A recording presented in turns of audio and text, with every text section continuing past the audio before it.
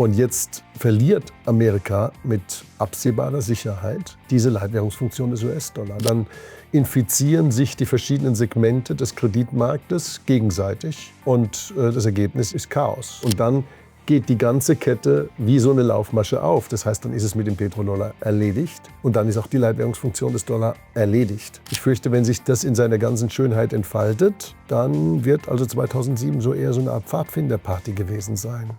Die Aktienmärkte gehen von einem Hoch zum anderen, aber, und wir haben das bereits im Vorgespräch ein bisschen diskutiert, braut sich da im Hintergrund der perfekte Sturm gerade zusammen. Denn es passiert einiges im Hintergrund, das diskutieren wir heute und ich finde, da gibt es niemand Besseren als Dr. Markus Krall, wo wir uns gerade in der Schweiz befinden, in Zürich, sozusagen in der Heimdomäne inzwischen. Von dem Genau. her, freut mich, dich hier. Ja, erstmal danke für die Einladung. Nach Zürich war es für mich ja nun nicht wirklich weit. Und die Zugverbindungen hier sind ja tatsächlich pünktlich. Man schafft es dann da auch.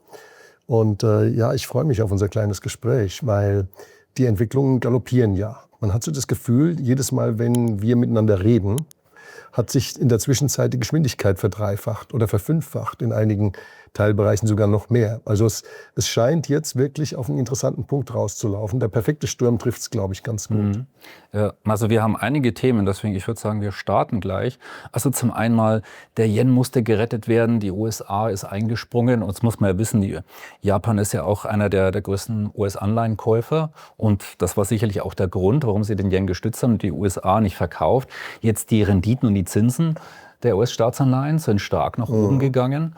Die Staatsverschuldung geht auf 40 Billionen US-Dollar. Ja, aber das ist erstmal nur eine Zahl. Wenn man sich mal statistisch anschaut, um die erste Billion ja zusammenzubekommen, von jetzt knapp 40 dann, hat es 200 Jahre gedauert. Für die letzten 10 waren es nicht einmal 5 Jahre. Also etwas über 4 Jahre.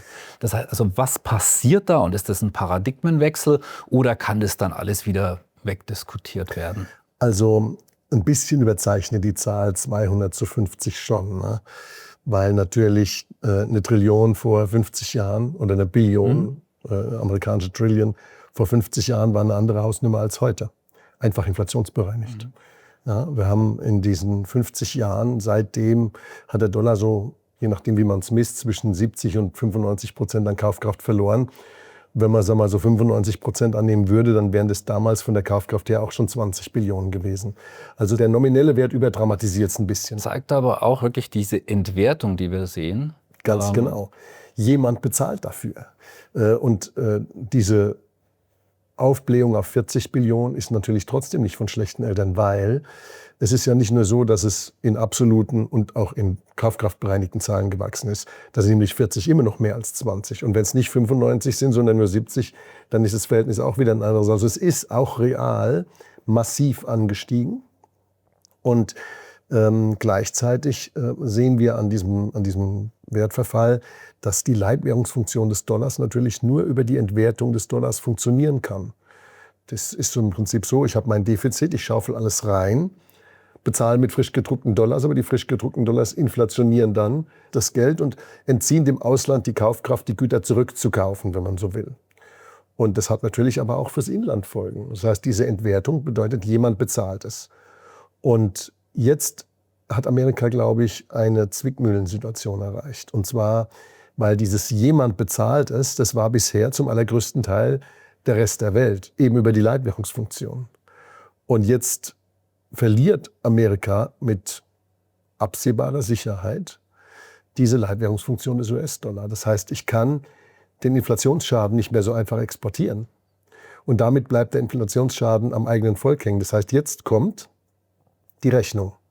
Und das ist natürlich problematisch, denn 40 Billionen sind natürlich weit mehr als das Bruttoinlandsprodukt. Wir haben etwas mehr als 30 Billionen Bruttoinlandsprodukt. Das heißt, wir haben eine Verschuldung in der Größenordnung auch relativ zur Leistungskraft des Landes, ähnlich wie Italien. Und das kann natürlich nicht aufgehen, wenn die Zinsen zu hoch sind. Jetzt hatte Italien die ganze Zeit den Vorteil, dass im Euro zu sein bedeutete, dass Deutschland die Zinsen durch fiskalische Disziplin niedrig gehalten hat. Italien konnte davon profitieren. Aber bei Amerika ist kein großer Bruder da, der die Zinsen unten halten kann, qua seiner Wirtschaftskraft. Und das bedeutet Anpassungskrise. Also Amerika muss sein Verschuldungsverhalten anpassen. Es wird nicht anders gehen. Also entweder tun sie es freiwillig oder es wird über eine krisenhafte Entwicklung ihnen aufgezwungen. Und da gibt es verschiedene Varianten. Es gibt 2 grundsätzliche Varianten, wie Schulden wegkommen können. Das eine ist die Inflation. Das ist die präferierte Variante der Zentralbankwelt. Es ist ja nicht so, dass die sogenannten Währungshüter die Währung hüten würden, sondern sie bauen an dem Ding, damit sie Inflation erzeugen können, um uns zu enteignen. Das ist ja der Sinn des ganzen Konstrukts. Oder wenn das nicht sozusagen hinhaut mit dem Inflationsthema, das kann verschiedenste Ursachen haben, dann läuft es eben über Depression, das heißt über Pleiten. Das ist aber dann die Frage, die Staatsverschuldung kann entweder nur über eine Staatspleite laufen oder über irgendeine Restrukturierungsgeschichte. Da ist dann auch jemand da, der zahlt. Das heißt, da erfolgt die Reduktion der Schulden auf dem Weg der Abschreibung.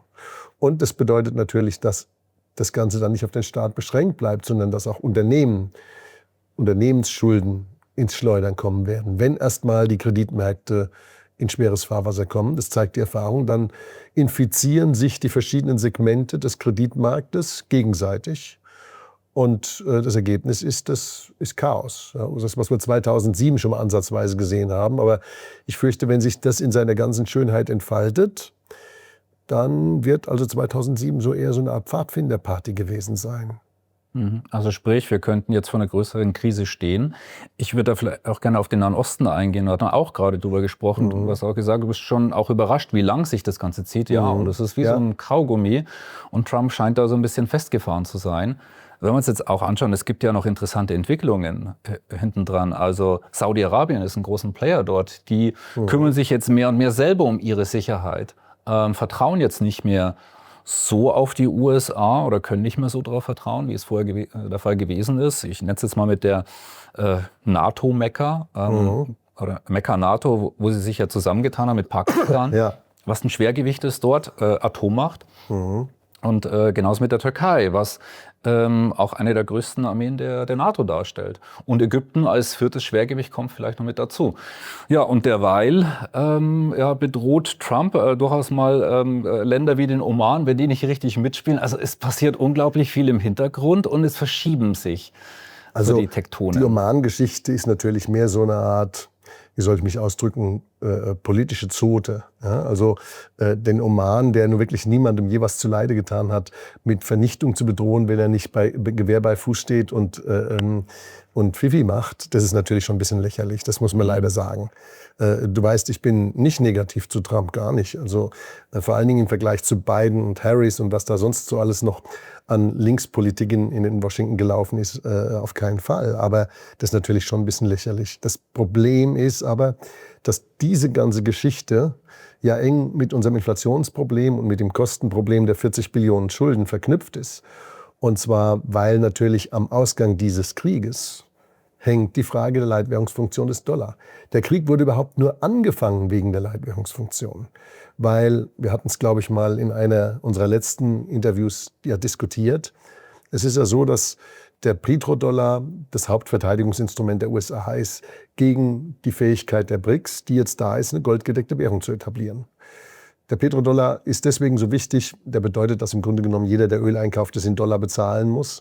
Ist deswegen so wichtig, weil wenn alle ölexportierenden Länder nur in Dollar bezahlt werden können, aus Gründen des Bündnisses mit den USA oder der Angst vor den USA, dann muss China 300 bis 500 Milliarden Dollar im Jahr verdienen, um sein Öl einkaufen zu können. Das heißt, sie müssen weiterhin den Amerikanern erlauben, ihr Defizit mit Dollar gegenüber den Chinesen zu bezahlen. Damit ist die Leitwährungsfunktion bis auf Weiteres mal gesichert. Wenn aber ein großes Ölförderland, und in dem Fall der Iran, ausschert, dann kann China seinen Ölbedarf ohne Dollar decken, in Yuan bezahlen oder in Gold oder in was auch immer. Und deswegen war es ja so, Venezuela 17% der Weltölreserven, Saudi-Arabien 15% der Weltölreserven, Iran fast 13% der Weltölreserven. Das sind die Schwerstgewichte in diesem Markt. Und deswegen wollte Trump die alle aufreihen wie so eine Perlenkette und sagen, das ist meine Petrodollarkette. So, bei Saudi-Arabien war es schon immer so, schon seit den 40ern.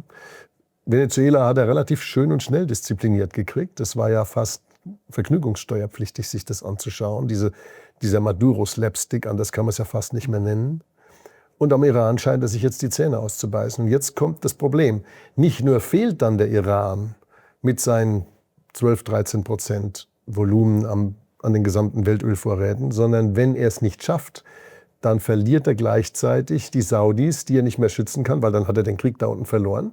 Dann sind nochmal 15% draußen und dann geht die ganze Kette wie so eine Laufmasche auf. Das heißt, dann ist es mit dem Petrodollar erledigt und dann ist auch die Leitwährungsfunktion des Dollar erledigt. Und er hat diesen Krieg angefangen, um die Leitwährung auf jeden Fall zu verteidigen. Hat er selber dann war das im September 24 im Economic Club of New York gesagt, wenn wir die Leitwährungsfunktion des Dollar verlieren, dann ist es, als wenn wir einen großen Krieg verlieren. Wenn er jetzt diesen Krieg nicht gewinnen sollte, koinzidiert beides. Das erklärt auch die Hartnäckigkeit. Also er kann ihn anscheinend im Moment nicht gewinnen, was mich persönlich sehr überrascht, muss ich fairerweise zugeben. Er kann ihn aber auch anscheinend nicht so richtig verlieren. Also, und das zieht ihn in die Länge. Und umso mehr dieser Krieg in die Länge gezogen wird, umso größer die Wahrscheinlichkeit einer größeren globalen Stagflationskrise. Ja, das wäre auch die nächste Frage nämlich gewesen, so Richtung Rezession. Also die Weltwirtschaft hält sich ja erstaunlich gut, muss ich persönlich auch sagen. Also die Aktienmärkte laufen von einem hoch zum anderen, KI boomt.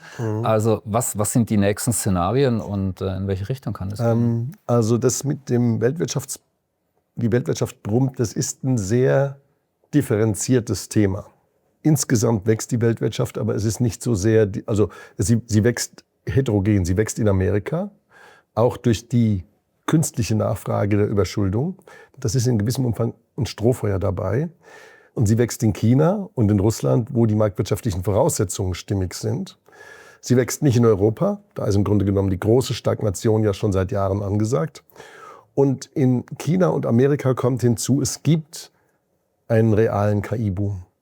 Also ich glaube im Gegensatz zu vielen anderen nicht, dass KI eine Blase ist per se, die platzt und dann wieder verschwindet.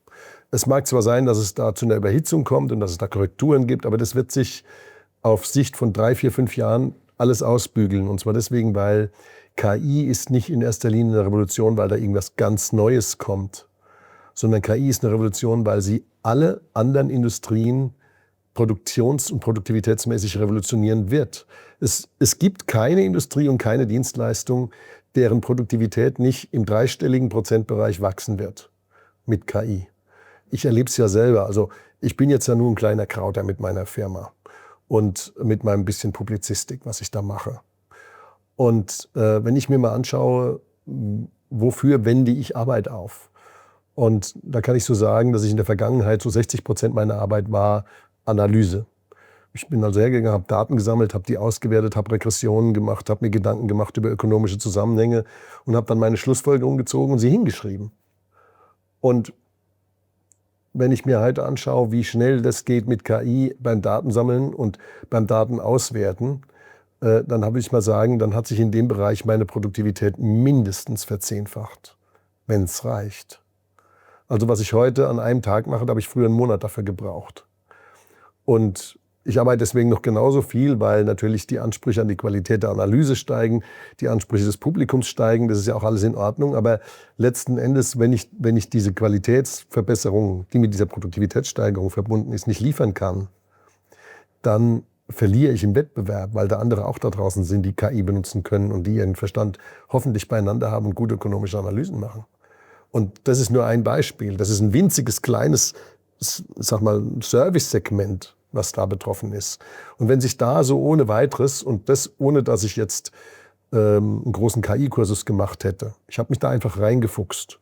Wenn ich da meine Produktivität verzehnfachen kann, möglicherweise hätte ich sie vielleicht verdreißigfachen können, wenn ich jemanden mir genommen hätte, der sie mir noch anständiger beibringt, als ich sie mir selber beigebracht habe. Dann bedeutet das, dass das quer durchgeht.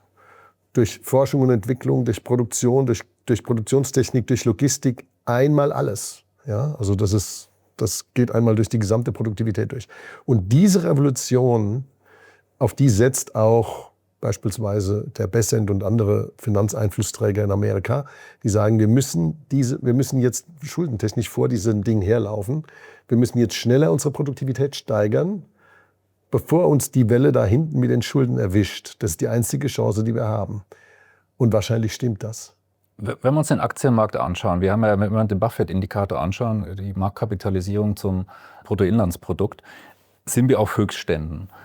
Jetzt gibt es die eine Fraktion, die ja dann sagt, okay, jetzt ist die Situation aber anders und das wird auch weiter in die Richtung gehen, aber allgemein sind wir schon sehr, sehr weit hoch. Also sprich, du wirst sagen, das könnte und wird noch weitergehen? Also ohne Korrekturen wird es nicht abgehen. Das war noch nie so im Aktienmarkt. Aber die Frage, ob jetzt auf Sicht von 4, 5, 10 Jahren die Sache gerechtfertigt ist, da sage ich eher ja. Und zwar deswegen, weil wir eben vor dieser Produktivitätsrevolution stehen. Man muss sich ja mal überlegen, was bedeutet eine Produktivitätsrevolution? Das bedeutet, dass jede Person 10-mal so viel produzieren kann wie vorher, mit den gleichen Ressourcen. Wenn man das mal global betrachtet, dann bedeutet das, dass die Weltwirtschaft vor einem Wachstumsschub steht, wie jedes Mal in einer industriellen Revolution. Und bei jeder industriellen Revolution haben wir aber auch diese, ich sag mal, massiven finanzmarkttechnischen Störungen gesehen. Die haben aber kurzfristig gewirkt. Die haben nicht das langfristige Bild zerstört. Und ich habe mal, auch in meinem neuen Buch, habe ich da eine Tabelle eingebaut über die industriellen Revolutionen, die wir hatten. Und es gibt ein paar interessante Beobachtungspunkte. Der erste ist, jede industrielle Revolution war eine Energierevolution. Jede industrielle Revolution hat mehr Energie gebraucht und mehr hochgespannte Energie gebraucht als die vorhergehende. Das wird auch diesmal so sein. Das ist besonders bedauerlich für Deutschland, weil Deutschland sich von der Energie abgekoppelt hat, wenn man so will. Das heißt, hier wird es erstmal nicht stattfinden. Das Zweite ist, in jeder industriellen Revolution gab es ein Wachstum der Produktivität pro Kopf, das größer war als in der letzten industriellen Revolution. Die erste hatte nur so knapp unter 1%, die zweite hatte schon Richtung 1,5%, die dritte hatte schon 2%. Diese hier wird alles schlagen, was wir hier gesehen haben. Und zwar aus ganz objektiven, logischen Gründen. Und zwar, weil diese industrielle Revolution, die trifft auf eine schon existierende industrielle Infrastruktur, die produktivitätstechnisch gehebelt werden kann. Und die anderen, die davor waren, da war das nur begrenzt der Fall. Und das bedeutet, dass wir wahrscheinlich schon vor einem Wachstumsschub stehen. Elon Musk hat gesagt, Abundance wäre sozusagen um die Ecke. Ob es jetzt Complete Abundance ist und das Ende der Knappheit, das wage ich zu bezweifeln. Aber ich glaube, dass wir auf jeden Fall Produktivitätssprünge sehen werden, die so groß sind, dass wenn wir das Richtige tun, aber nur dann, wenn wir das Richtige tun, dass wir schon eine Chance haben, aus der Falle rauszukommen. Aber das bedeutet natürlich, dass die Kapitalströme, die das ermöglichen, sich dort konzentrieren, wo die richtigen Entscheidungen getroffen werden. Und das wiederum bedeutet, dass es wahrscheinlich in 2 Richtungen fließt, nämlich nach Amerika und nach China vor allem und weg von Europa. Ja, aber das ist die große Frage, und zwar die dahinter stehen. Trauen wir denen zu, dass die für die Allgemeinheit gute und sinnvolle Entscheidungen treffen? Die gute und sinnvolle Entscheidung der Politiker ist, keine Entscheidung zu treffen, sondern sich zurückzuziehen, also die Entscheidungsmacht an die Märkte und die Individuen und die Unternehmen zurückzugeben. Wenn die sich einbilden, und unsere tun das ja, dass sie bessere Entscheidungen treffen könnten als die Summe der Wirtschaftssubjekte da draußen, dann wird es schiefgehen. Das wird im totalen und kompletten Desaster enden. Und zwar deswegen, weil das Kapital jetzt so mobil ist wie nie zuvor und weil die Produktivitätswachstumsdifferenzen so groß werden wie nie zuvor. Und die werden umso größer, je deutlicher die Qualität der wirtschaftspolitischen Entscheidungen voneinander abweicht. Das heißt also, wenn wir in Europa schlechte Entscheidungen treffen, dann können wir uns das eher leisten, wenn alle anderen das auch tun. Aber die tun das nicht. Ich würde jetzt gerne noch so einen Bogen spannen, einfach wie so das Geld- und Finanzsystem zukünftig aussehen kann, weil wir merken und spüren, da tut sich einiges im Hintergrund. Wir haben jetzt viele verschiedene Themen angesprochen, die alle einen Einfluss darauf haben, wie wird ein Geld- und Finanzsystem zukünftig aussehen. Also gerade ist das Thema KI. Elon Musk sagt, wir werden zukünftig kein Geld mehr benötigen. Jetzt haben wir die USA, die eher Richtung Süden geht, mit den verschiedenen Herausforderungen, die wir auch besprochen haben. Jetzt, wir haben Tokenisierung und Digitalisierung. Wir haben CBDCs, also digitale Zentralbankwährungen, Stablecoins, wo die USA sehr fortschrittlich jetzt auch Krypto voranbringen. Also wie könnte jetzt so ein Geld- und Finanzsystem in 5, in 10, in 20 Jahren aussehen? Also ich weiß nicht, wie es genau aussehen wird, aber ich weiß, wie es nicht aussehen wird. Es wird garantiert nicht so aussehen wie das, was wir jetzt haben. Und zwar einfach deswegen, weil unser gesamtes Fiat-Geldsystem hängt an einem Node-Point, wenn man so will. Also es gibt so, es ist so an einem Punkt läuft alles zusammen. Und dieser eine Punkt, der archimedische Punkt, an dem sozusagen die Welt hängt, das ist der Dollar. Und der Euro beispielsweise ist kein Konkurrenzprodukt zum Dollar, auch wenn er als solches großmäulig verkündet worden ist. Der Euro ist ein Konstrukt, das überhaupt nur schwimmen kann, solange der Dollar da ist. Und der Dollar ist nicht einfach nur eine Währung, sondern er ist eben die Leitwährung. Und wenn die Leitwährungsfunktion weg ist, das wäre an und für sich noch kein grundsätzliches Problem für Amerika, die Leitwährungsfunktion zu verlieren, wenn man sich nicht von den Früchten der Leitwährungsfunktion so abhängig gemacht hätte. Das hat man aber, und zwar mit wachsender Verschuldung. Und diese wachsende Verschuldung, die sorgt jetzt dafür, dass der Dollar auch als Inlandswährung, als ganz normale Fiat-Währung nicht mehr funktionieren kann, wenn die Leitwährungsfunktion weg ist. Und wenn der Dollar als normale Währung nicht mehr funktioniert, dann fehlt quasi der Rückhalt in allen Zentralbankbilanzen der Welt, die ja seit 1971 mit dem, wie sie es damals getauft haben, Gold-Devisenstandard zurechtkommen müssen. Ja? Also als Nixon damals ausgestiegen ist im August 1971, hat man ja gute Miene zum bösen Spiel gemacht, obwohl das ein Default war, nicht mehr das Gold herzugeben gegen den Dollar, war nichts anderes als ein Zahlungsausfall. Denn da gab es ja ein vertragliches Versprechen zu. Und dann hat man aber die Dollars weiter akkumuliert in den Zentralbankbilanzen. Und Amerika hat seitdem etwa 20 Billionen Dollar exportiert im Zuge seiner Defizite. Und die lagern jetzt wie toxischer Müll entgelagert in den Zentralbankbilanzen des Globus. Und da sind sie ungleich verteilt. Einige haben den Braten früher gerochen und andere haben ihn später gerochen. Früher gerochen haben ihn zum Beispiel die Chinesen und die Russen. Und später gerochen haben ihn die meisten anderen, Deutschland und Europa inklusive. Die sitzen jetzt alle auf diesen Dollars. Übrigens auch die Schweiz leider über den Euro indirekt. Und wenn der Dollar in die Knie geht, dann wird es zu einer gewaltigen Entwertung der Zentralbankbilanzen führen und zu einem Vertrauenseinbruch in das gesamte Fiat-System. Das heißt, so wird es schon mal nicht mehr aussehen in 10, 20 Jahren. Davon können wir ausgehen. So, die Frage, was kommt da raus? Ich denke, dass man den Versuch machen wird, sich dem entgegenzustemmen durch CBDCs und ähnliche Dinge. Der Versuch wird scheitern, und zwar krachend und schnell. Und zwar am Widerstand der Leute und auch an der Nichtakzeptanz dieses Geldes im Ausland. Man kann die eigenen Bürger zwingen, den Euro als CBDC anzunehmen, aber das Ausland kann ich nicht zwingen. Das kann man vergessen. Wenn die Chinesen sagen, du möchtest das Auto kaufen, ja, das kannst du kaufen, aber also für diesen komischen Euro, gib mir Gold. Ja? So, gib mir einfach Gold. Ja? Ich weiß, du hast noch welches. Ja? Dann ist es vorbei. Oder gib mir Bitcoin. Ja? Ich weiß nicht, was sich am Ende durchsetzt. Du kennst ja meine Kryptoskepsis gepaart mit der Hoffnung, dass ich falsch liege. Aber ich glaube, ich muss es gar nicht wissen an der Stelle. Ich glaube, dass sich die Marktkräfte entfalten werden. Die sind lang unterdrückt worden, aber der Druck im Kessel ist immer weiter gestiegen. Und wenn sich jetzt dieser Kessel quasi, der explodiert auf die eine oder andere Weise. Und dann brechen sich die Marktkräfte Bahn. Und dann werden sich die Märkte ein Wettbewerbssystem schaffen, bei dem es verschiedene Optionen gibt. Und ich glaube, dass die Märkte nicht die Frage stellen werden, ist es Gold oder ist es Krypto oder ist es was anderes, sondern die Märkte werden die Frage stellen, ist das, was ich da vor mir habe, weist es bestimmte Eigenschaften auf. Und diese Eigenschaften sind vor allen Dingen natürlich Stabilität des Wertes, weil es muss für die Wirtschaftsrechnung geeignet sein und auch für die Wertaufbewahrung. Und es ist gleichzeitig die Transformierbarkeit in verschiedene Aggregatzustände. So wie Wasser 3 Aggregatzustände hat, nämlich Wasser, Dampf und Eis, so kann Geld auch verschiedene Aggregatzustände annehmen, nämlich Geldscheine, Goldmünzen, Coins, Kryptocoins, Kreditkartenkonten. Ja? Also Geld hat mehr Aggregatzustände als Wasser, wenn man so will. Wobei bei Wasser kommt auch noch Plasma hinzu, wenn man es lang genug erhitzt. Aber die Leute wollen die Transformierbarkeit, um maximale Flexibilität ihrer Handlungsoptionen zu erreichen.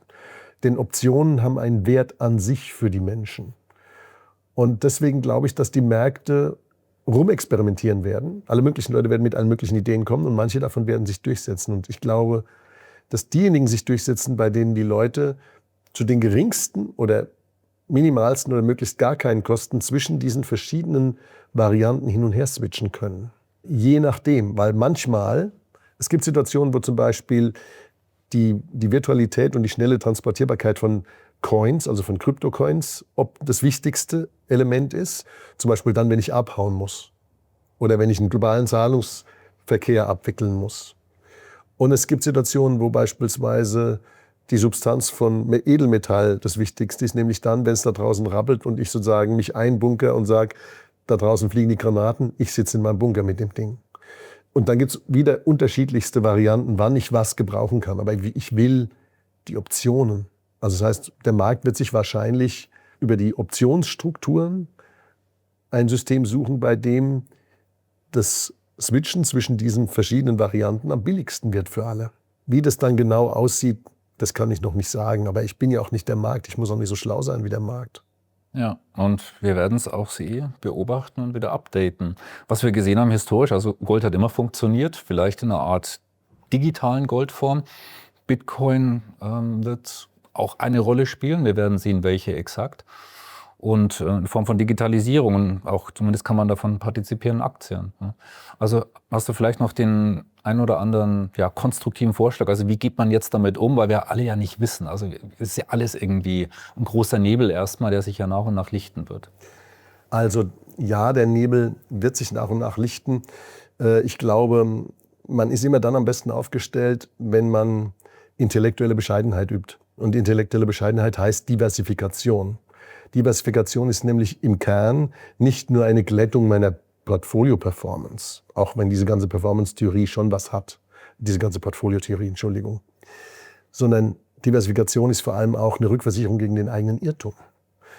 Wenn ich nicht genau weiß, was rauskommt, oder wenn ich denke zu wissen, was rauskommt, aber mir nicht sicher sein kann, weil es gibt eben die Möglichkeit, dass die Realität sich anders entwickelt als meine Prognose. In der einen oder anderen Form tut sie das ja meistens. Dann ist Diversifikation der beste Weg, gegen alle Eventualitäten aufgestellt zu sein. Und deswegen sage ich, solange wir nicht diese Klarheit haben, empfehle ich, diversifiziert zu bleiben, selbst dann, wenn das absehbar in dem einen oder anderen Segment meiner Kapitalanlage zu großen Schwankungen in beide Richtungen führen kann. Und zwar deswegen, weil, nehmen wir mal zum Beispiel Aktien. Die Leute sagen zu mir alle, Markus, warum bist du noch in Aktien? Das ist eine Blase. Und sage ich, das mag sein, das kann sein. Aber auf Sicht von 30 Jahren ist es keine. Und wenn ich Pech habe und alles in Gold investiere und dann irgendwie, keine Ahnung, ein Klumpen mit 1 Million Tonnen vom Himmel fällt, dann habe ich irgendwie auch ein Problem. Sondern ich gehe her und sage, egal was passiert, ich bin so aufgestellt, dass am Ende irgendwas übrig bleibt. Möglicherweise weniger, als ich vorher hatte, aber es bleibt was übrig. Und das geht mit Diversifikation. 1/3 Edelmetalle, 1/3 Edelmetalle und vielleicht für den Krypto-Fan auch Edelmetalle inklusive Kryptos. 1/3 Aktien, 1/3 Immobilien global verteilt und Aktien auch global verteilt. Und dann schlafe ich gut. Ja, ich denke, nochmal ein schönes Schlusswort. Das muss, denke ich, jeder für sich selber überlegen, okay, wie geht man da vor? Ich sehe das ähnlich. Streuen auf die Bereiche, die sie wirklich bewährt haben, an der Digitalisierung partizipieren, nicht vergessen, was historisch auch funktioniert hat. Markus, vielen herzlichen Dank für das spannende Interview mit spannenden Themen. Genau. Wir werden es wie gewohnt auch wieder updaten und mal schauen, was sich bis zum nächsten Mal alles entwickeln wird. Danke für deine Zeit. Gerne.